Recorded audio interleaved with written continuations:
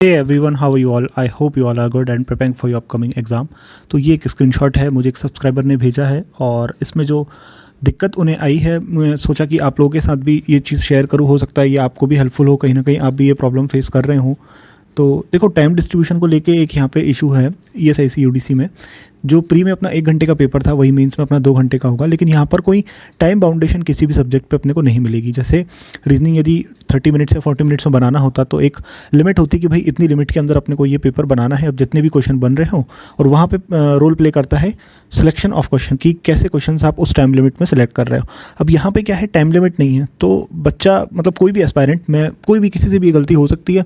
उसे समझ में नहीं आता कि कौन सा क्वेश्चन मैं स्किप करूँ, कौन सा क्वेश्चन पहले बनाऊँ, कौन सा क्वेश्चन बाद के लिए रखूँ, और सब्जेक्ट वाइज किस सब्जेक्ट को मैं कितना टाइम दूँ। जैसे रीजनिंग की यहाँ पे बात करें, स्पेशली रीजनिंग पे फोकस मैं ज़्यादा इसलिए कर रहा हूँ क्योंकि रीजनिंग एक ऐसा सब्जेक्ट है जो सभी से बनता है और हर टॉपिक इसमें लगभग बनता ही है। ऐसा लगता है कि लॉजिक बस क्रैक होने ही वाला है और होने ही वाला है। ये टाइम होते होते आपका ना टाइम बहुत कंज्यूम कर लेता है, और इसमें जब भी ऐसा होगा आपके साथ तो ये आपका रीजनिंग का टाइम नहीं कंज्यूम करेगा, ये आपका टाइम कंज्यूम करेगा ओवरऑल पूरा जो टाइम आपका 2 आवर का है ना, उसमें से ये आपका टाइम ले लेगा। अब यहाँ पे देखो, एक चीज़ नोटिस करो, इनको थम्स अप मिला है यहाँ पे ग्रीन, बाकी तीनों में रेड है। तो उसका कारण क्या है? उसका कारण ये है कि यहाँ पे इनका परसेंटाइल बहुत कम है, प्रॉपर जो है टाइम हर सब्जेक्ट को डिवोट नहीं किया। अब रीजनिंग में यहाँ पे दे दी है 57 मिनट्स, ठीक है। यहाँ पे सिर्फ दिए जनरल अवेयरनेस को 2 मिनट दिए हैं, चलो ठीक है, इसको तो कम ही देना है, लेकिन इतना भी कम नहीं। 34 मिनट्स दिए हैं क्वांट को, और इंग्लिश को दिए हैं सिर्फ 14 मिनट्स। तो देखो, कुछ ध्यान देने वाली बातें इसमें ये हैं कि 4 सब्जेक्ट हैं, जैसे कि रीजनिंग, इंग्लिश, क्वांट और CA, ठीक है। ये 4 सब्जेक्ट हैं, तो ये मोस्ट ऑफ द कैंडिडेट का ये जो सब्जेक्ट है ये गुड होता है और स्कोरिंग भी होता है ये, है ना। तो इसको आप टाइम दो, ज़्यादा टाइम दो, नो डाउट, लेकिन इतना भी ज़्यादा टाइम मत दो, ये गलत हो जाएगा नहीं तो। क्योंकि हमें नहीं पता कि इसमें कौन सा सब्जेक्ट कैसा है। कभी कभी क्या होता है कि रीजनिंग ईजी दे दिया, इंग्लिश ईजी दे दिया, क्वांट मॉडरेट दे दिया। अब किसी का क्वांट अच्छा है लेकिन वो फंसे रहे, इसी को बनाते रहे और ध्यान ही नहीं दिया कि रीजनिंग भी इजी आया था।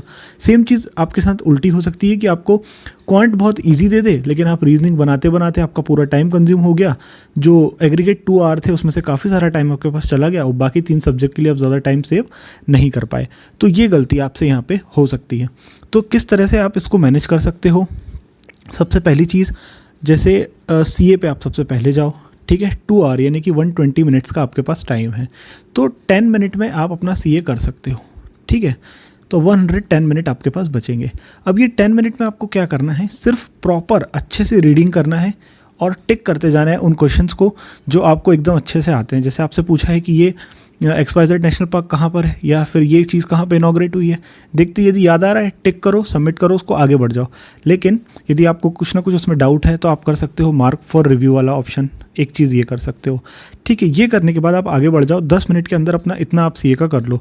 इसको यदि आप एक्सटेंड करना चाहो तो 10 से 12 मिनट भी इसको कर सकते हो, कोई दिक्कत नहीं, लेकिन ज़्यादा टाइम उसमें 15-20 मिनट देने का कोई फ़ायदा नहीं है। जितना जल्दी रीडिंग करोगे, जितना जल्दी उस पर टिक करके आगे बढ़ोगे, उतना अच्छा है।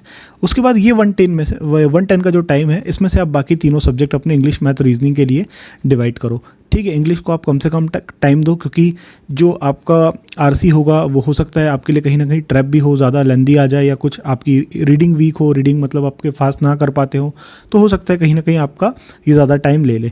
लेकिन ये जो मैथ्स और रीजनिंग है, दोनों स्कोरिंग है, जिसमें से भी आपका, इन दोनों में से जिसमें भी आपका अच्छा कमांड है, स्पीड आपकी अच्छी है, एक्यूरेसी अच्छी है, उसको आप थोड़ा सा ज़्यादा टाइम दो।